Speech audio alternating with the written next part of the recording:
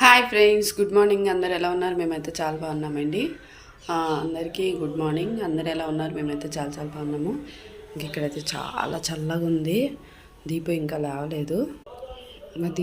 లేవలేదు. అసలు మంచు కురుస్తుంది. ఇప్పుడు నేను వీడియో తీస్తుంటే కళ్ళు తెరిచాడు. ఇక్కడైతే చూడండి, మంచు అసలు ఇంకా పెరిగిపోతుంది.